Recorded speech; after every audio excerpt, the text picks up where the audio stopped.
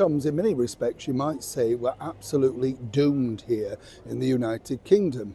And I think when you also study the fact that earlier this week, our current British Prime Minister, the Right Honourable Sir Keir Starmer, was literally, well, he was wiped on the floor, wasn't he, by the President of the United States. But the reason why I say we're doomed is behind the scenes at 10 Downing Street, well, things just get a whole lot worse. As ever, let me explain. Morning, good to see you, chums. Thank you so much as ever for taking the time out to join me. Lovely to have your company. And we've got nice guys here who are all having a drink in the summer sun. It's nice, isn't it? Absolutely. Tourist people, they're enjoying themselves. They said to me, our fish and chips normally this expensive. Not where I'm from, I pointed out very nicely. You know what it's like. I love it when tourists ask you, is this the normal price? And you say, well, no, not really. But, you are in a tourist trap. That's the problem, isn't it? When you go on a holiday, you go into the places and you've got no idea. We all make this mistake, don't we? And literally round the corner, you find a really either good cafe or a cut price place that does something just as well. But because you're slap bang in the centre of the tourist trap, you just don't get it. Have you done that? We've all, yes, I can see you're like me. Some people say this is how life works, of course, for the current British Prime Minister. That's right, Keir Starmer, who literally made an absolute hash of himself with that meeting with the President of the United States. And as I told you in a recent video, what was fascinating is that childishness. I mean, think about this, you are, supposedly a respected leader of the free world, and you do not put any mention whatsoever of your closest ally on your social media accounts. Think about that. How bad does that look? Whether it went well for you or not, that's the deal, right?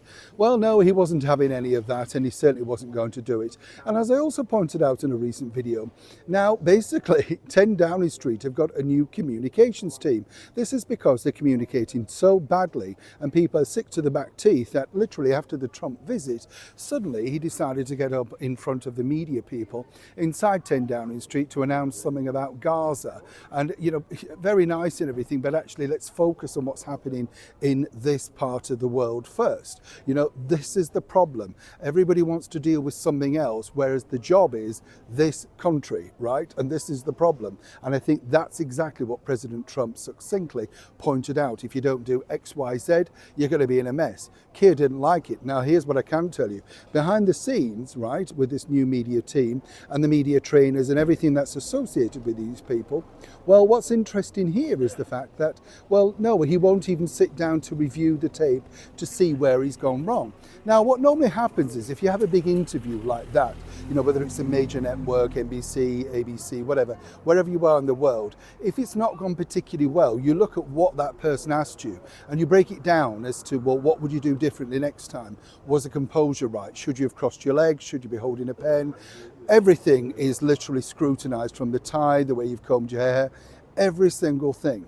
According to that well-placed source, and again I have to say allegedly, but the bottom line is Sir Keir Starmer is refusing to look at it, can't bear it apparently, finds it emotionally unsettling. Well, it did for all of us, because rather than just saying, actually Sadiq Khan's a friend of mine, you should have said, I don't quite agree with you on the sentiment, but you've made some pertinent points, let's move forward and see how we can develop an even closer relationship, President.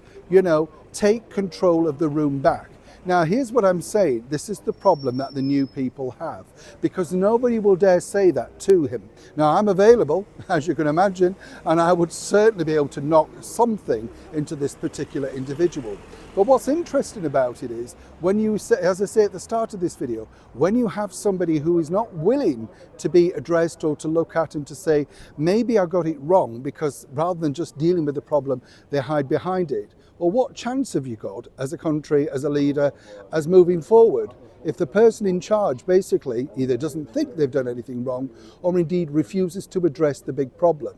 And the big problem, of course, is now he's more unpopular than ever.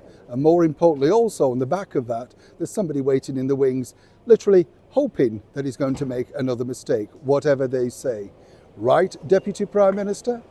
Neil Sean in the very heart of London.